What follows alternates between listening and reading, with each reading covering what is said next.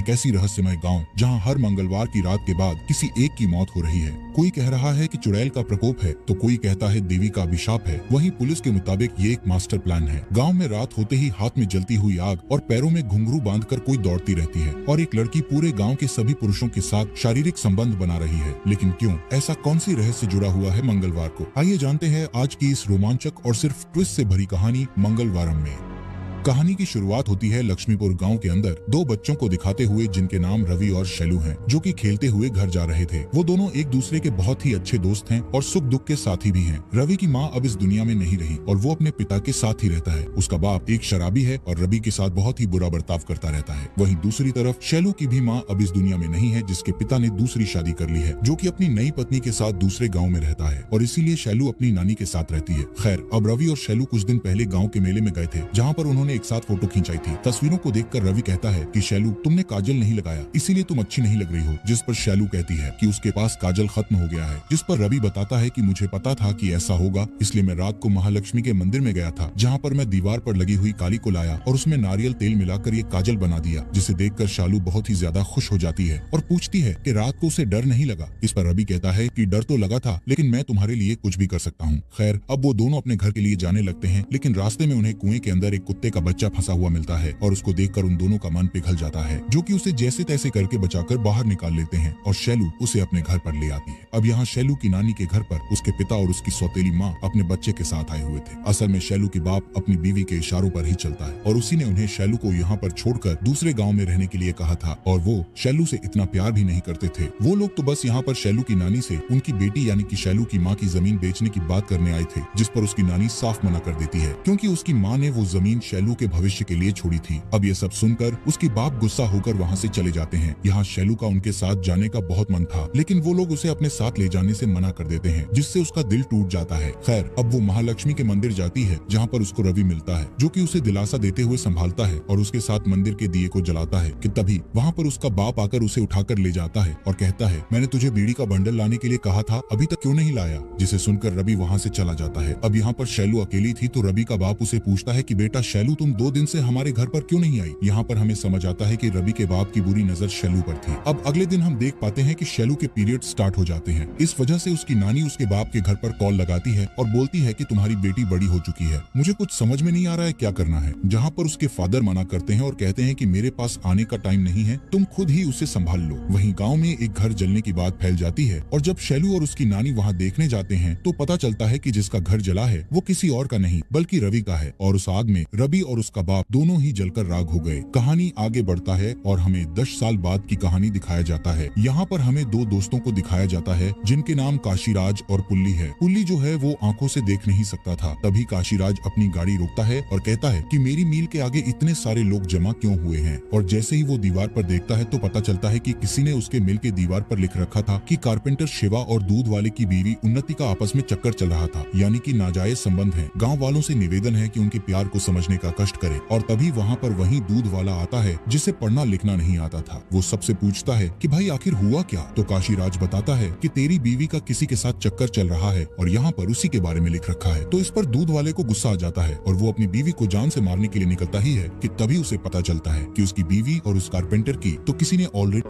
कर दिया है। अब जहाँ एक तरफ कारपेंटर की बीवी रो रही थी, वहीं दूसरी तरफ दूध वाला भी अपनी पत्नी के लिए रो रहा था और उनको समझ में नहीं आता कि ये सब कैसे हुआ। तभी वहाँ पर नई एसआई आती है जिसका नाम होता है माया, जो कि इन दोनों की डेड बॉडीज का पोस्टमार्टम करवाना चाहती थी। जिस पर गांव के सभी लोग इंक्लूडिंग काशीराज कहता है कि इस गांव में सिर्फ और सिर्फ मुर्गियों और बकरों का ही पोस्टमार्टम किया जाता है। इंसानों को सीधा या तो दफनाया जाता है या फिर जलाया जाता है। और फिर भी अगर तुम्हें पोस्टमार्टम करना ही है तो फिर इस लक्ष्मीपुरा गाँव के करता धरता जमींदार प्रकाश बाबू से बातचीत करनी होगी, क्योंकि उनकी मर्जी के बिना यहाँ का पत्ता भी नहीं हिलता। और फिर हम प्रकाश बाबू को भी देख पाते हैं जो कि अपने पिता की फोटो पर चप्पल मारता है और कहता है कि मरने के बाद छोड़कर गए एक ऐसा बंगला जो कि कभी भी गिर सकता है और एक ऐसी गाड़ी जो कि रास्ते में कभी भी बंद हो जाती है। अपनी रखेल नाच गाने और अयाशियां पर अगर पैसा ना उड़ाते तो कम से कम मेरे लिए कुछ तो बचता। कि तभी प्रकाश की वाइफ राजेश्वरी देवी आ जाती है और कहती है कि अपने पिता को इतना कसते क्यों हो, गाँव में कुछ हादसा हुआ है, जाकर चेक करके आओ। इसके बाद प्रकाश बाबू मेन हादसे की जगह पर पहुँचते हैं। वहाँ माया उसे कहती है कि इन दोनों ने आत्महत्या नहीं किया है, इन्हें किसी ने जानबूझकर मारा है। ये कोई दवा खाकर या फिर जहर खाकर नहीं मरे हैं। इन दोनों की बॉडीज को पोस्टमार्टम के लिए ले जाना जरूरी है। जिस पर प्रकाश बाबू कहते हैं हैं कि हमारे गांव में कोई भी हथियारा नहीं है और कोई किसी की भी जान लेना नहीं चाहता। अगर रिपोर्ट में कुछ लिखना ही है तो सीधा ये लिख दो कि प्यार करने वाले जिनके प्यार को गांव ने एक्सेप्ट नहीं किया, इसलिए जहर खाकर मर गए। अब यहाँ पर इन दोनों बॉडी को तो दफना दिया जाता है, लेकिन दूर कोई चद्दर से मुड़ा हुआ इंसान एक डेड बॉडी को जला रहा होता है। अब ये आदमी है कौन और वो किसको जला रहा था, ये हमें थोड़ी देर बाद पता चलेगा। आगे हम काशीराज को देख पाते हैं, जो कि गांव के जनरल स्टोर पर जाकर नागमणि से कहता है कि मेरे पास 50 रुपए है, तेरे पास 50 में देने के लिए क्या है। जहाँ पर नागमणि कहती है कि मेरे पति जो कि दुबई में रहते हैं वहाँ से एक सेंट लेकर आए हैं, अगर वो चाहिए तो बोल दे दूंगी।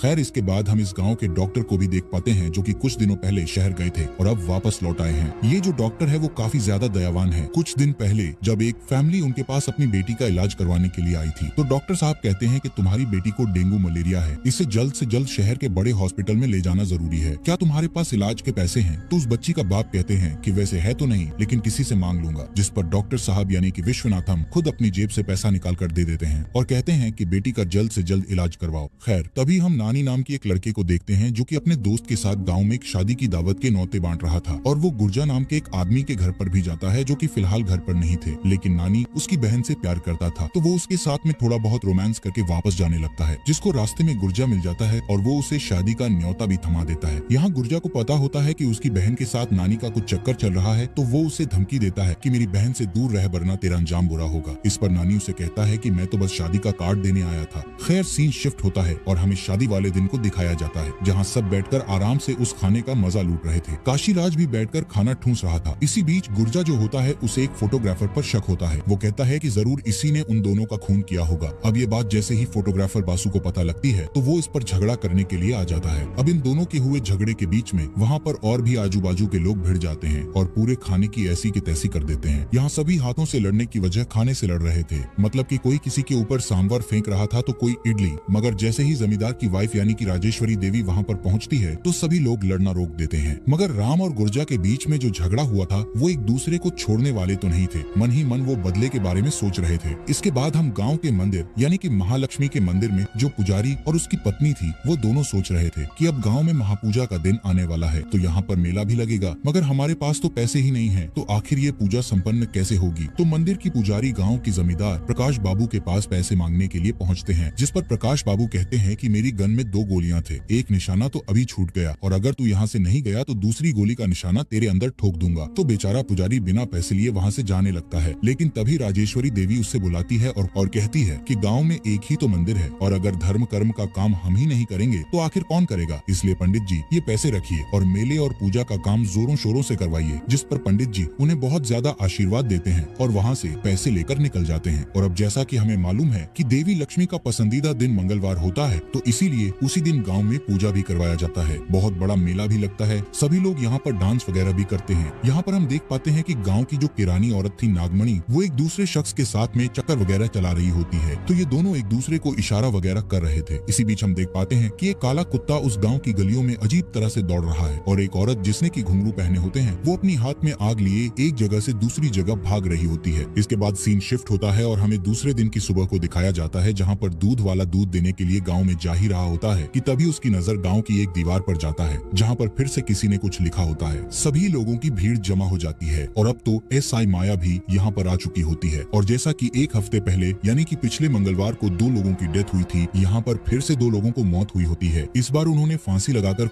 किया होता है और ये दोनों कोई और नहीं बल्कि नागमणि और उसका आशिक होता है, जो कि उसे मेले में ताड़ रहा था। तो इन दोनों का भी नाजायज संबंध था और दीवार पर यही लिखा गया था कि इन दोनों के प्यार को गांव की तरफ से समझा जाए। इस बार तो माया को शक हो जाता है कि ये लोग सुसाइड नहीं कर रहे हैं, कोई तो है जो इनकी जाने ले रहा है, तो इस बार तो मैं इनकी पोस्टमार्टम करवा कर ही रहूंगी। अब यहाँ पर प्रकाश बाबू भी आ चुके होते हैं, जो कि फिर से कहते हैं कि कोई किसी का पोस्टमार्टम नहीं करेगी, चुपचाप यहाँ से निकल जाओ वरना तुम्हारा ट्रांसफर करवा दूंगा। मगर इस बार माया को उस पर बहुत ज्यादा गुस्सा आ जाता है और वो कहती है कि ऐसे तो हर मंगलवार को लाशें लगती जाएगी। इन लोगों ने आत्महत्या नहीं करी है बल्कि इनका मर्डर हुआ है और जब तक मैं